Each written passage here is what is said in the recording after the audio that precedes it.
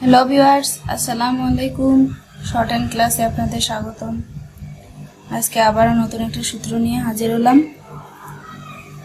কোনো শব্দের শুরুতে বা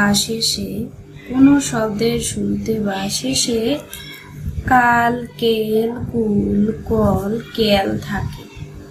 এগুলো সব ইংরেজিতেও ব্যবহার করতে পারবেন, এই সূত্র বাংলাতেও ব্যবহার করতে পারবেন।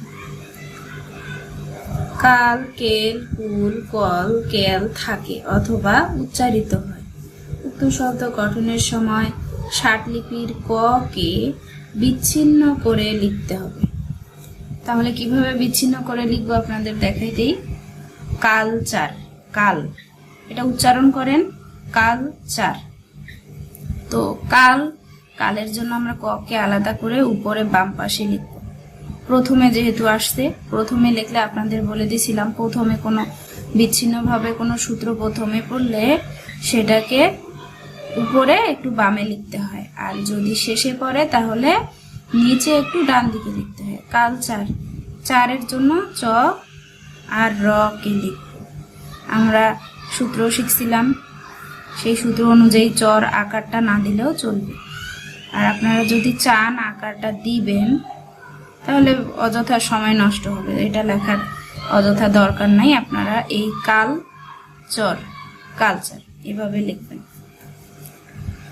ক্যালসিয়াম বলছিলাম, কাল, কেল, কুল, কল, কেল, কেল উচ্চারণ করেন ক্যালসিয়াম। কেলের জন্য ক আগে ব্যবহার করব, কেল শিয়াম। কোনো শব্দে যদি ইয়া থাকে তাহলে ই এর মাঝে ডট ব্যবহার করব। শিয়াম, স যোগ ইয়া যোগ ম, শিয়াম। ইয়াটা পরে দিতে হবে, কারণ যেহেতু ফোঁটাটা একসাথে দেওয়া যায় না। তাহলে কি থাকলো? ক যোগ দন্ত স যোগ ইয়া যোগ ম। ক কেন? ক হচ্ছে কাল, কেল, কুলের জন্য। স যোগ ইয়া শিয়া ম, ক্যালসিয়াম। তাহলে ক কেল শিয়া স যোগ ইয়া ম, ক্যালসিয়াম।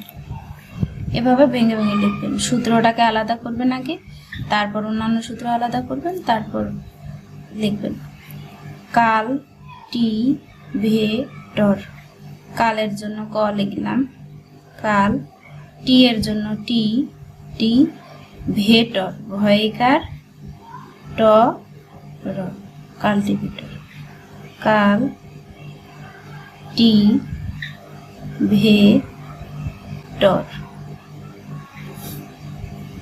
টি এর জন্য আপনারা আবার ভাববেন যে ই কেন দিলাম না। টি লেখার বলেন ই তো এমনিতেই আসতেছে, তাহলে আমার ই দেওয়ার কোনো প্রয়োজন নেই, তাই আমি ই দিলাম না। আর এটা লিখে আমার সময় নষ্ট হচ্ছে, আর আমি টি দিয়েই তো ই আর উচ্চারণ হচ্ছে, তাই আমি ইটা আর ব্যবহার করি না। ক্রে কল, ক্রে উচ্চারণ করেন ক্রে কল। ক্রে আগে লিখবো, কয় রয়েকার ক্রে। কলের জন্য সূত্র হলো ক কে বিচ্ছিন্নভাবে লিখলাম, শেষের জন্য একটু ডান দিকে দিলাম, একটু নিচে ডান দিকে। Cray call. এরপর আসি ক্যাল, কুল, লাস। ক্যালের জন্য ক, ক্যালের জন্য ক, কুলাস। কয় রসুকার, লয় আকার, ছ। তাহলে কি? ক্যাল, কু, লাস। আমাদের উচ্চারণ হচ্ছে ছ। আপনারা ভুলে আবার দন্ত স ব্যবহার করিয়েন না। আমার উচ্চারণ ছ আসতেছে, আমি ছ ব্যবহার করব। এখানে তো আমি বানান শুদ্ধি লিখতেছি না, এখানে আমি ষাটলিপি লিখতেছি। তাহলে ক্যালকুলাস। কেমিক্যাল, কেলের জন্য ক আলাদা শেষে লিখবো, এটা তো শেষে উচ্চারণ হয়েছে। তাহলে কেমি আগে লিখি, কয়কার, ময়িকার, কেমি। কেলের জন্য ক, তাহলে কয়কার, ময়িকার, কেলের জন্য ক, কেমিক্যাল। এরপর আসি কেল। আগে লিখি, কেলের জন্য ক আলাদা, কেলের জন্য ক আলাদা, নিকেল। কালপ্রিট, কালের জন্য ক লিখলাম প্রিট, পয় রয় ইকার ট প্রিট। কাল প্রিট, আগে বাংলায় লিখেন কাল প্রিট। কালের জন্য লিখলাম ক, পয় রয় ইকার, প রফলা ইকার, রফলা মানেই তো র, ইকার ট কাল প্রিট। আমরা কারগুলা সব সময় পুরো এই শব্দটা লেখার পরে আমরা কার ব্যবহার করব, এটা আপনাদের বলছিলাম। তাহলে কাল পয় রয় ইকার ট কাল প্রিট।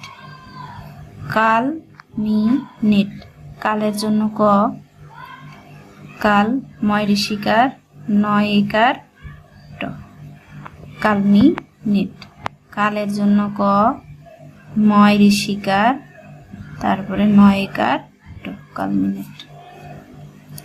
মেঘা নি কেল, কেলটা শেষে আছে, তাহলে আগে মেঘা লিখি, ময়কার কয়াকার মেঘা, দন্ত নয় ঋষিকার মেকানি কেল, ময়কার কয়কার মেকা, দন্ত নয় ঋষি মেকানি কেলের জন্য ক।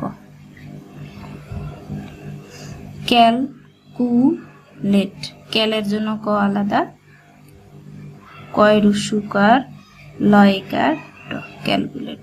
ক্যাল কু লয়কার ট লেট। ক্যাল এন ডার, ক্যালের জন্য ক, এন এর জন্য দন্ত ন, ড আর ক্যালেন্ডর, ডারকে ডর লেখা যায়। একটু আগেই বললাম আপনাদের যে আকার থাকলে আকারটা না লিখলেও চলে। ক্যাল এন ডর ক্যালেন্ডার। ওপটি ক্যাল, আগে ওপ লিখি, ওপ ওপ টয় ঋষিকারে টি ওপটি, ক্যালের জন্য ক। ও টি কেলের জন্য ক। ইকুই ভোকাল, ইকুই আগে লিখি, ই কয় রুসুকার ইকুই, ই ইকুই ভয়কারে ভো, ইকুই ভো কালের জন্য ক। ই কুই ভো কাল। এরপর কাল ভাট, কালের জন্য ক, ভাট ভয়াকার র ট, এভাবেও লিখতে পারেন। আর মাঝখানে যেহেতু র আছে এজন্য আমরা রেপ ব্যবহার করতে পারি। কাল ভয়াকার, এই যে এভাবে কালভার্ট। তো ধন্যবাদ সবাইকে।